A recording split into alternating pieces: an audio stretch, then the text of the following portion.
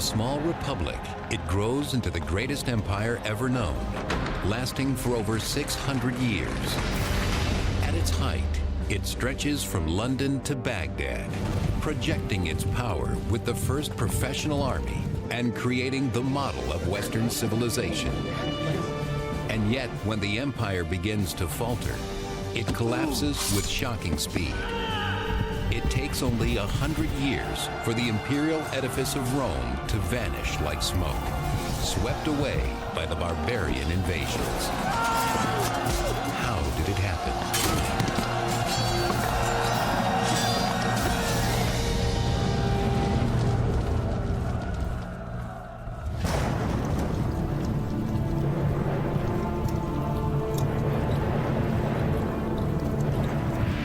It is late in the 2nd century BC, 100 years before the crucifixion of Christ, a decade before the birth of Julius Caesar. Rome is facing a transition, one that will change its fundamental character forever. It comes at a time of conquest. Rome has come off 150 years of really successful foreign expansion.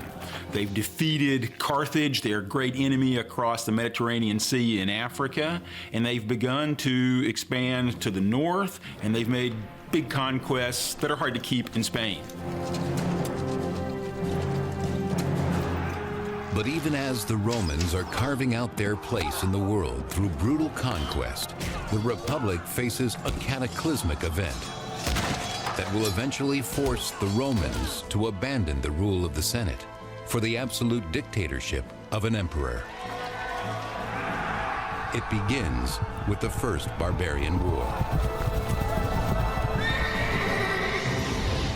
By 113 BC, Rome has become master of the entire Mediterranean basin, but with new lands come new enemies.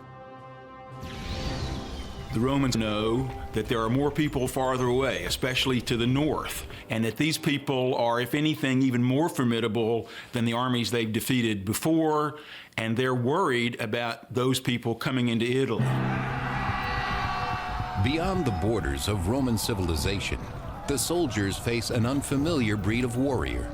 They call them barbarians, a word meaning foreign and crude. Anybody that didn't follow classical customs, speak classical languages, Latin or Greek, was considered to be very different, other, barbarian.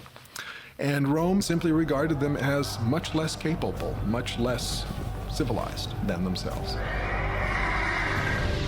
Only the rugged alpine mountain range keeps the northern barbarians at bay. The Alps mountain chain at the top of Italy is like the cork in the bottle that keeps the bad guys away from the Roman point of view, and the Romans don't control that cork. And so they know that it could pop out at any time and the enemy could come pouring into Italy, or at least that's their fear.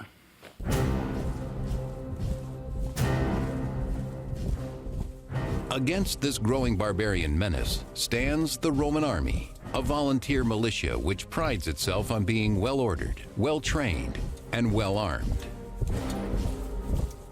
An individual Roman soldier would be wearing metal and leather armor, a helmet, something to protect his chest. All of this armor together could weigh as much as 60 or 70 pounds, half his body weight.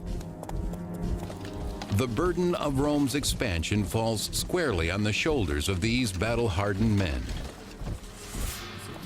But back in the capital, it's the wealthy government officials who reap the benefits. Rome is not an empire yet, but a republic ruled by the Senate. At the top of the political ladder are two elected officers known as consuls.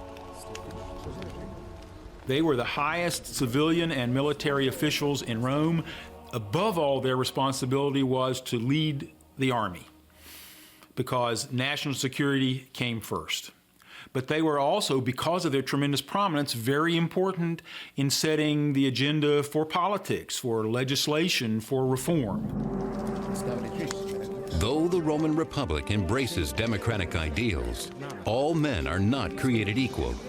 Soldiers may win the battles for Rome, but they dare not hope to achieve the position of consul. The highest office is reserved for members of Rome's most important families, like Gnaeus, Papirius, Carbo. A very small number of families dominated the elections to become consul. This is part of the belief that Rome really needed the kind of honor that came from a long, distinguished family history. Now, as Rome expands, this honor is no longer based on merit, but on money. What's happening in Rome is, as Rome conquers more territory, more wealth is going to flow into the city. And there's a sense that wealth is going to demoralize the citizen body and the aristocracy both. That as wealth becomes more and more powerful in Roman society, more and more enticing, that this is going to infiltrate its way into the political process. By spreading around his wealth, Carbo can buy his place as consul. In terms of campaigning, one of the things that you'll find as you go on later in the Republic is the system becomes extremely corrupt. You have people bestowing all sorts of largesse, any sort of little kind of gifts or remuneration in order to get your vote. But in the north, a dangerous new tribe, the Cimbri, is on the move. From their home in northern Europe, they journey south toward Roman territory. Completely uncivilized, the Cimbri radiate terror, according to the famous ancient biographer Plutarch. They were believed to be German tribes based on their great size, the light blue color of their eyes, and the fact that their name, Cimbri, is the German nickname for plunderers. Led by the great warlord Boiryx, the horde leaves a smoking trail of destruction in its wake. They were characteristic Iron Age peoples. We don't really know exactly what it is they were after. They may have been moving in order to attack and invade provinces that were becoming wealthy through trade with Rome. They may have simply been coming to seek their fortunes in what they perceived as a richer land near the Mediterranean. The Cimbri aren't the only ones lured by Rome's growing wealth. On the way south, two more barbarian tribes join them, the Teutones and Ambrones. The combined barbarian armies are heading straight for an alpine pass into Roman territory, guarded by the simple villagers of Noricum.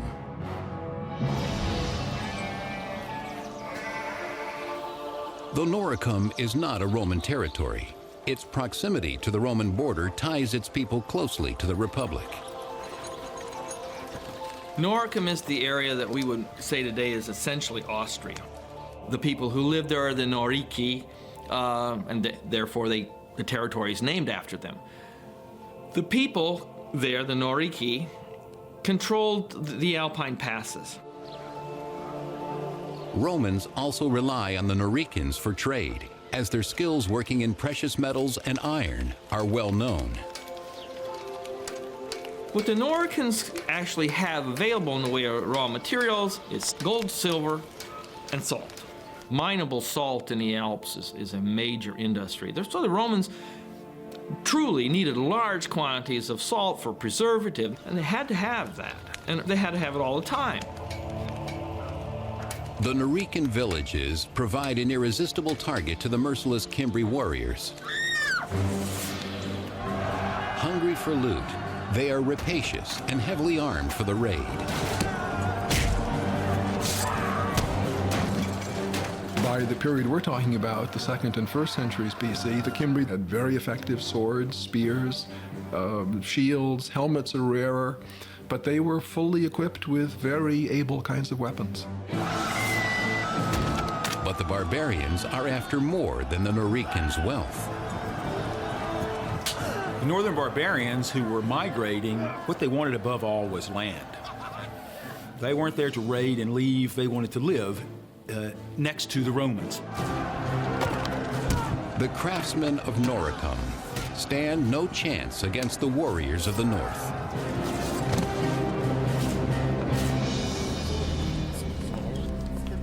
The Noricans send an emissary to their allies in the Roman Senate, begging for help against the vicious Cimbri invaders. They seek out the aristocrat Carbo, whose politicking has finally paid off. He now holds the post of consul, the most prestigious office in Rome. Carbo orders his aide to begin preparations for war. He has just 1 year to win the glory and riches that come from battle. We're talking about needing to show the qualities of leadership through a display of manliness. And a display of manliness meant success on the battlefield. Generals not only feathered the nest of themselves and their families, but of all their supporters. Carbo takes the challenge, leading his troops to Noricum. Despite an utter lack of experience in the ways of war, he is eager to prove that he is more than just a wealthy senator. He arrives in Noricum, backed by the men of the Roman army. After a century of victories, they exude confidence. The Cimbri claimed they didn't know that they were in territory that they shouldn't have been in. They sent ambassadors. The barbarians have never seen such a well-equipped and disciplined force. The warlord Boyrix tells Carbo his people only wish to return home peacefully. Carbo agrees to let them go. But there is little glory in a truce. The Roman general devises a plan to force the victory he so badly needs. Carbo pretended that he was going to negotiate, and then he sent his troops on a shortcut to attack the Cimbri before the ambassadors could get back, thinking that his sneak attack would work. Carbo's plan backfires. The Roman commander Carbo outfoxed this group called the Cimbri, but he did it in a way that smelled of disgrace. A few of the Cimbrian ambassadors survive to carry a tale of treachery back to the barbarian camp. Furious, the barbarians swear they will never leave until they exact bloody revenge.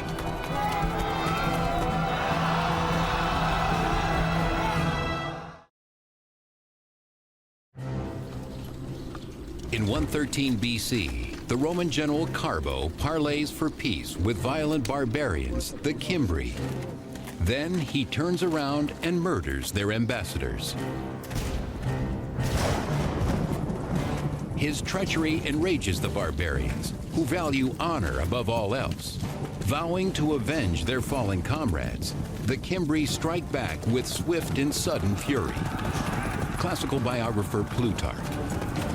Their courage and daring were irresistible. They rushed into battle with the speed of a raging fire. Nothing could stand up to them.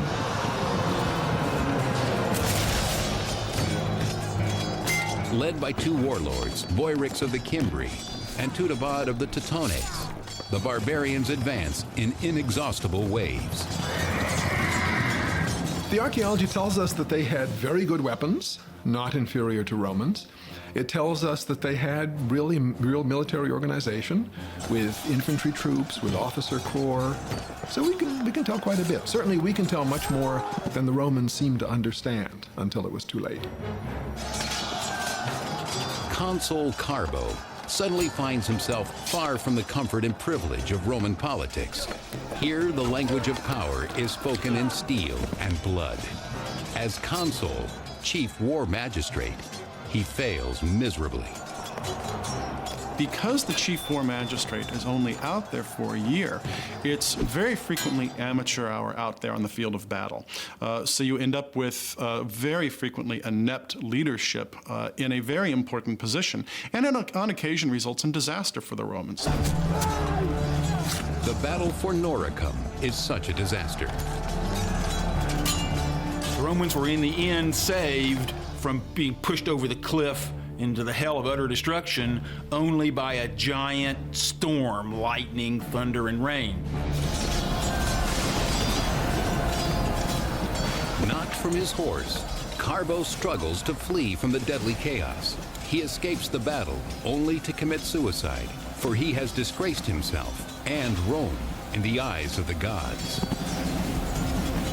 God saved the Romans, but only just, and only after many, many had been killed. What did that mean? It meant the gods were unhappy at the way the Romans behaved. And yet the Romans cling to the notion that only the aristocrats can lead them to victory. The Romans believed that old meant good, new meant dangerous. So they, for their politicians and their leaders, they preferred people with a long, distinguished family history. Over the next decade, a string of nobles, all armed with more arrogance than skill, lead armies north to protect Rome's province in Gaul. They meet the barbarians at Tolosa, Bertigala, and finally Arausio, present-day Toulouse, Bordeaux, and Orange, France. In each instance, the barbarians completely rout Rome's heralded legions. The Romans had their particular formal ways of fighting. If we think of the beginning of the film Gladiator, that's a perfect representation of how Rome liked to fight. Take hours to set up everything in the battle order and then launch the attack. In contrast, the barbarians' counterattack is unpredictable and devastating to the Roman lines. You have these lines of men, and if the person next to you goes down, the person behind will step into that gap. And death would be much, much more intimate.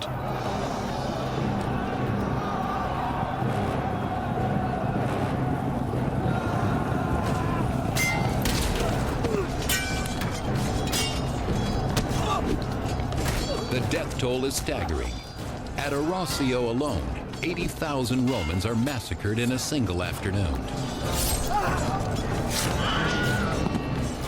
When an army lost its cohesiveness, then the men were literally like fish in a barrel to be picked off at leisure by the other side. So when a side has been defeated, then the victors, they just slaughter them one by one, with no danger to the people doing the slaughtering. It's not a battle anymore, it's a mass execution.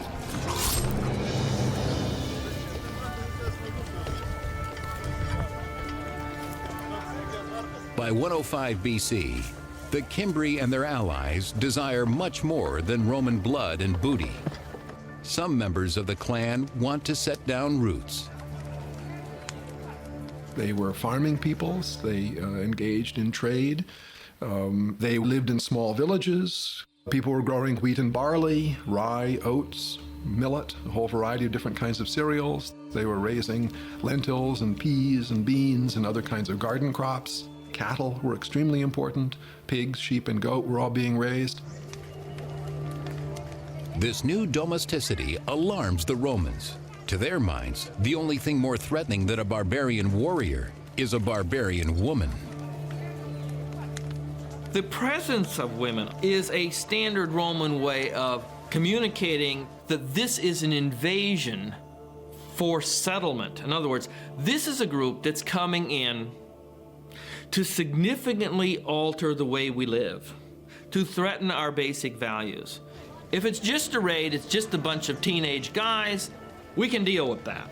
But see, when we throw women into the description, we have the migratory feature, and there it's a permanency. It requires a sterner and long-term solution. It requires a general who can beat the barbarians back once and for all. The hero Rome so desperately needs emerges on another hotly contested borderland, nearly 1,000 miles away, in Numidia, part of present-day Algeria. For 8 long years, the Romans have tasted only defeat here, until now. The name of their savior is Marius. With guts and cunning, he crushes the Numidian armies of the rogue king Jugurtha.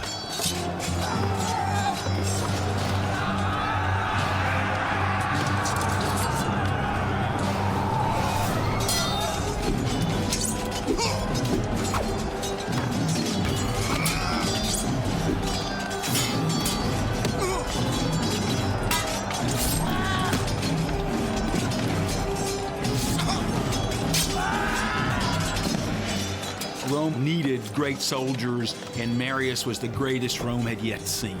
Both because he was a great commander, Marius could pick the right time and the right place for a battle, but also because he won his soldiers' loyalty and affection by getting down and digging ditches with them, by eating the same rough food, by being in better shape than even they were, and they were the best conditioned soldiers in the world.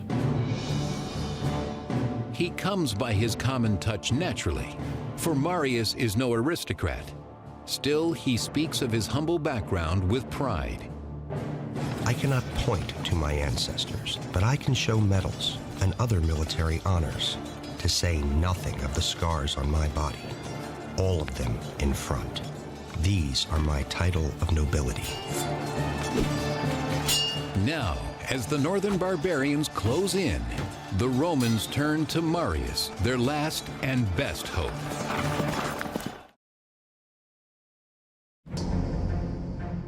At the end of the 2nd century BC, a violent barbarian tribe, the Cimbri, along with their allies the Teutones and Ambrones, lay waste to the northern frontier. A horrified Rome turns to its greatest general and new consul, Marius. He's a proven military commander, and you don't want to fool around when you have Teutones and Cimbri who have defeated army after army. You really want to take care of the problem urgently, and so you want to send a capable leader out on the field. But even the great Marius cannot lead without men to follow him. Devastated by a decade of war, Rome faces critical troop shortages. If you have as many men lost to the German tribes in 113 and 109 and 107 and 106 and 105, as the Romans did, that's going to traumatize Roman society pretty severely. Despite a vigorous recruitment campaign, Marius cannot find enough qualified men, landholders who are willing to serve. To be in the Roman army in the High Republic, you had to have a property qualification. You had to be a person of means, and this causes some problems for the Roman army because there's a problem with manpower. Marius's solution is as simple as it is radical. He sends his recruiters out to seek soldiers among the landless poor. You don't have to be a property holder to be a Roman citizen, so why should you have to be a property owner to be a legionnaire? Many people wish to be soldiers. It's a good job, and it's probably an exciting job. Opportunities for booty, wine, women, and song, chance to see the world at government expense, etc. The same things that we see on our recruitment posters. Marius said anybody can be in the army. This then gave the Romans a much greater pool of men on which to draw to strengthen their legions, because in Roman society there were many, many, many more poor than there were middle class. The old guard judges recruits by their income. Marius judges his by their fighting potential. Stand up against a legionary, and you can stand up to the barbarians. By extending the search for legionnaires down into the proletariat, what that rather quickly does is it makes the ordinary soldier even more dependent upon the success of the commander. The general is expected to provide for his men and to provide for them as soon as he can, and to be generous. Lured by the promise of wealth, a new breed of Roman soldier marches to war. Marius pledges to give them all the tools and skills they need. I will teach you to strike down an enemy. Fear nothing but disgrace, to sleep on bare ground and work hard on an empty stomach. In 104 BC, Marius and his army set off for Gaul to meet the Cimbri. In a stroke of good fortune for the Romans, the barbarians choose that very moment to leave Gaul and raid Hispania instead. It is a tactical mistake that buys Marius valuable time. Marius molds his new army from the ground up. He not only hardens them to the rigors of a soldier's life, he makes them love it. Marius made lots of innovations in the army. For example, he gave each legion an eagle, a silver eagle, as its standard. He trained his men to carry what they needed on campaign so they could move faster. But he weighed them down so much that they called themselves Marius's mules. Marius didn't need pack animals for his army to go on campaign. He already had his mules, and they only had 2 legs. But they were more effective. They were more flexible. And it's the flexibility of the legions that is enhanced by Marius's military reforms, including the standardization of equipment. Well-equipped and unified in spirit, Marius's mules are transformed but untested. 2 years pass with no sign of the barbarians. Still, the fear they inspire remains. Panicked, the Romans ignore their own ancient traditions about term limits and re-elect Marius consul, the chief magistrate of war. I think part of the problem is to deal with the threat from the north, you have to give Marius this extraordinary command where in 104, 103, 102, 101, 100, he's consul. Boom, boom, boom, boom, boom. At last, in 102 BC, the Phantom Menace becomes real. The Cimbri, Teutones, and Ambrones sweep out of the north and west on a collision course with Rome. Marius builds a fortress near Arausio. He sends another army to guard Noricum. For above all else, the Alpine passes into Italy must be protected. Within weeks, half of the horde, the Teutones and Ambrones, swarm around Marius's fort, a terrifying sight according to Plutarch. Their numbers appeared to be infinite. They were hideous to look at. Their speech and their shouting were unlike anything that anyone had ever heard before. And yet Marius forces his men to look and learn. Marius was a brilliant military man. He understood the life and the thoughts and the psychology of a soldier. What Marius gave to the Roman Republic was confidence that Romans could defeat the fiercest barbarians in the world.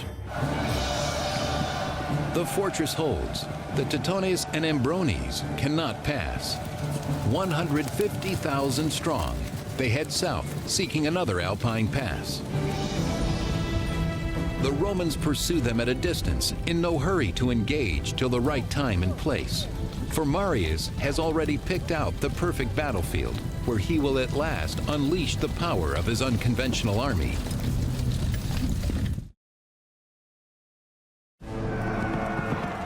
In 102 BC, hundreds of thousands of barbarians swarm towards Italy. The great Roman general Marius pursues the Teutones and the Ambrones as they seek a pass over the Alps. He moves his troops from his fortress at Arausio to Aquae Sextiae, modern-day Aix-en-Provence, France. There, Marius orders his men to set up camp. He chooses his position carefully.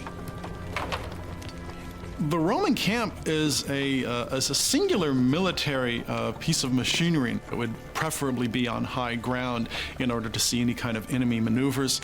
It's going to be laid out on a grid pattern. You're going to surround it with a deep ditch, and you're going to have a rampart dug heaped up above that ditch, what's known as an ager, and everyone would have their place. There is one more feature that most camps have, but this particular camp is lacking. Classical biographer Plutarch. Marius chose a place that was not very well supplied with water. They said he did this deliberately so as to encourage his soldiers to fight. When people complained they were thirsty, Marius pointed to a river running close by the barbarian camp. "There is some drinking water for you," he said, "but you have to pay for it with blood." On the banks of the Rhone River, settled side by side in two great camps, the Ambrones and Teutones have plenty of fresh drinking water. Confident that the Romans are no match for them, the Ambrones lose themselves in feasting and making merry. The Romans, especially the ordinary soldiers, were afraid of the northern barbarians, the ones from the farthest north, from the coldest climates. Tough climates made for tough men. They were much bigger than the Romans, they were much louder than the Romans, and from the Roman point of view, they were smelly. Not because they didn't bathe, they probably bathed more than the Roman soldiers, but they used, shall we say, a different cologne, bear fat. The Romans were used to the scent of olive oil. They never suspect the danger lurking in the forest as a small but desperate contingent of Marius's troops creep up on the barbarian camp. Roman soldiers were always afraid because they weren't fools. They knew that they were going to be in danger of being killed just as easily as the enemy, because Roman soldiers didn't do their real killing from a distance.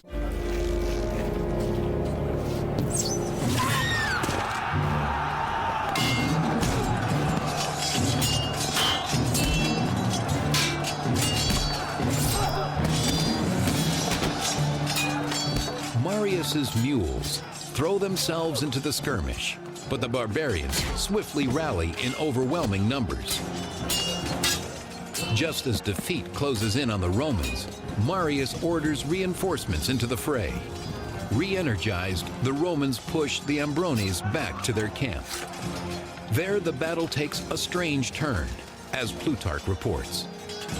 The women came out armed with swords and axes and making the most horrible shrieking. They threw themselves into the thick of the fighting, and though their bodies were gashed and wounded, they endured it to the end with unbroken spirits. The barbarian women always came to the battlefield. Sometimes the women would pull the wagons up right behind the men so that they couldn't retreat from battle. They'd block them in. The women were so aware of their sense of honor and liberty that they thought death was better than retreat.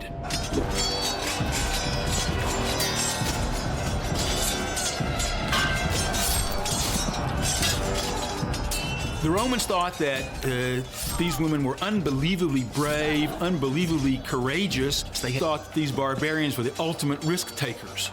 By bringing their family to the battlefield, they're putting everything on that one roll of the dice. We win or we die, and that means all of us, men, women, children, babies.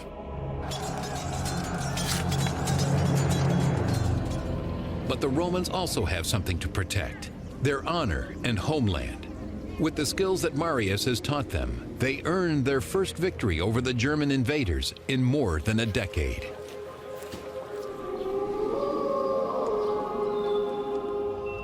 Back at camp, Marius prepares for the revenge attack that will certainly be launched by Teutobod, king of the Teutones. In Aquae he faced a really difficult tactical situation. As usual, the enemy far outnumbered the Romans. But Marius, always able to choose the right time and the right place, carefully selected the terrain. He lays a trap with his trusted captain, Claudius Marcellus. Marius sends Marcellus with 3,000 men into the woods behind the Teutones camp. He instructs them to lay low until the fighting begins. The barbarians, spoiling for vengeance, charge up the hill to the Roman camp, just as Marius has planned. They meet a wall of swords, according to Plutarch. Marius himself fought in the front rank, putting into practice the orders he'd given his soldiers. For he was in as good training as anyone, and in daring, he far surpassed them all. This battle was a real test of Marius's philosophy in creating his mules that were strong enough to stand up with all of their armor and to stay in position and to hold their discipline even when the enemy was yelling and charging with a fantastic fierceness. In full armor, rush them with their swords so that they could be like a flying wedge coming downhill and smashing the enemy. As Marius and his men force the barbarians back, Marcellus and his cohorts burst from the woods. Together they snuff out any hope of retreat for King Teutobod and his warriors. The body count defies imagination. The Romans slaughter more than 100,000 Teutones. The rest they take as slaves, spoils of war that will make Marius's mules and all of his supporters rich. His patronage is not just to the soldiers. He is very generous to all Romans of all ranks. Marius, by monopolizing power at the very top, in reality becomes the patron of even members of the senatorial class.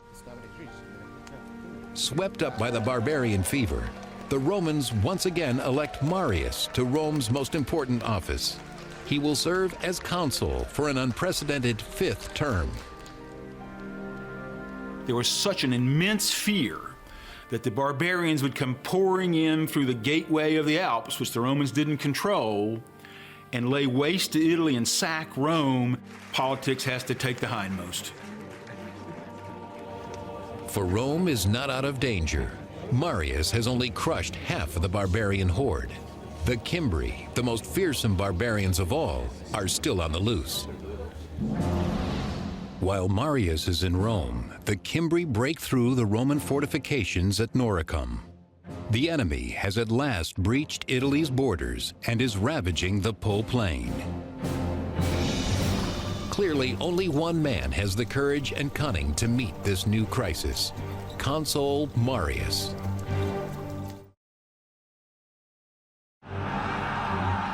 In 102 BC, Marius's mules massacre the violent barbarian tribe, the Teutones, in southern Gaul, destroying half of the barbarian force. But the terrifying Cimbri tribe slips through the Austrian Alps. From Rome, Marius rushes north to the Po Plain, vowing to eliminate the barbarians once and for all. When Marius arrives in the Roman camp, the Cimbri send him an envoy. They come not to attack, but to make demands. The Cimbri come to him and say, "We want land. That's what we want. We don't want to fight. We want land just like the land you gave our neighboring tribe there across the mountains in France." The Cimbri apparently haven't heard about the disaster that has befallen their Teutone comrades. So Marius, with a crooked smile on his face, a smirk maybe, says to them, "Oh, you don't have to worry. Your brothers, they already have their land. We'd be happy to give the same land to you," meaning your graves in the earth. In disbelief, the Cimbri demand proof, according to Plutarch. Marius mocked, "But your friend is right here. Please don't go without saying hello to him." And he ordered Tudebard, king of the Teutones, to be brought forward in chains. Marius will cut no deal with the Cimbri. Their envoy leaves, swearing to take revenge for their fallen allies. Despite Marius's recent victory over the barbarians, the Romans are still vastly outnumbered by the fierce northern warriors. With battle looming, the great general calls for an animal sacrifice. The Romans would always have a sacrifice before going into battle to see if the gods would send them the message, "There's nothing wrong with your plan." It didn't guarantee victory, but it meant you had a chance. And the Romans took that very seriously. The Romans' faith is their only shield in the face of overwhelming odds. By the end of tomorrow, a tidal wave of blood will flow. Whose blood remains in the hands of the gods? Marius searches the goat entrails for a sign and finds that the heavens are with him.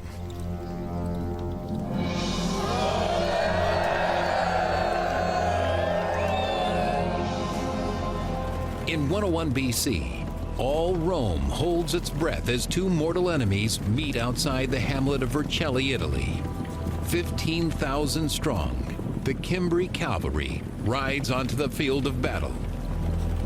Right behind them come the fearsome infantry, like a cloud of locusts on the move. As the Roman line is set, Marius makes a final appeal to the gods. Classical biographer Plutarch. Marius washed his hands and, lifting them up to heaven, vowed to make a sacrifice of 100 beasts should victory be his. Altogether, the Romans number a little more than 50,000 men. They face at least twice as many Cimbri. It's the Romans' worst nightmare, but Marius outsmarts the enemy.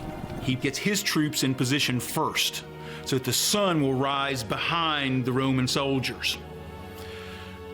When the sun gets to its full power, it reflects off the Romans' shiny armor, and the barbarians think that the sky is on fire, like the gods have sent lightning bolts to help their enemies.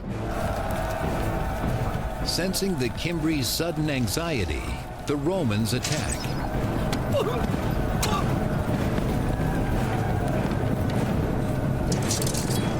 Romans do have slingers, they do have archers, but the foot infantry is the mainstay of the battle. You're going to get blood on you, you're going to hear the groans of the person you're killing, the person who's getting killed next to you. You can't tell what's going on behind you or to the side of you because you're wearing a helmet. You can hardly hear and you can only see straight ahead. It required courage and dedication and overcoming your fear to an overwhelmingly amazing degree. At Vercelli, the Romans wipe out 120,000 Cimbri. More importantly, they cast out the shadow of fear that has terrorized Rome for 13 years. Marius returns home from the Cimbrian War a hero. Adoring crowds hail him as the savior of Rome, despite their own long-standing rule that no one should serve consecutive consulships. They clamor for him to once again run for consul.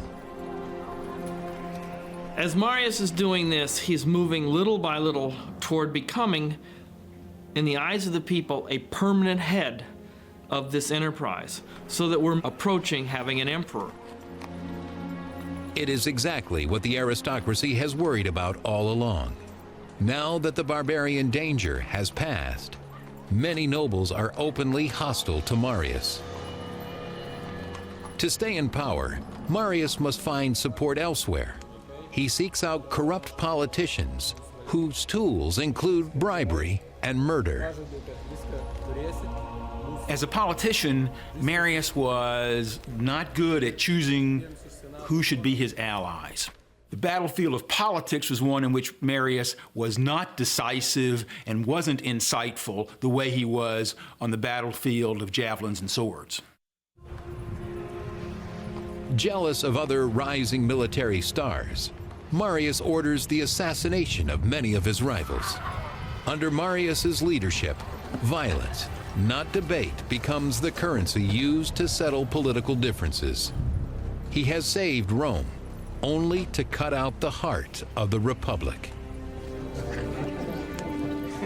Yet Marius never loses the love of the people. In 86 BC, shortly before his death, they elect him to an extraordinary 7th consulship. He left a legacy of power in the hands of the military. He left a legacy of popular support for one man in power. It's a hinge event because the balance of power will shift. Instead of 10 or 20 ruling families controlling the consulship, you'll start to have just these grand warlords. The power of money, the power of having all of those men behind their back, whether through actually in the form of giving them political support or actually using it as a potential threat to go against their political enemies. It's going to really be a problem for the Roman government down the road. As the empire starts a long, slow slide into dictatorship, Rome is launched into an apocalypse of political injustice and endless war from which there is no return.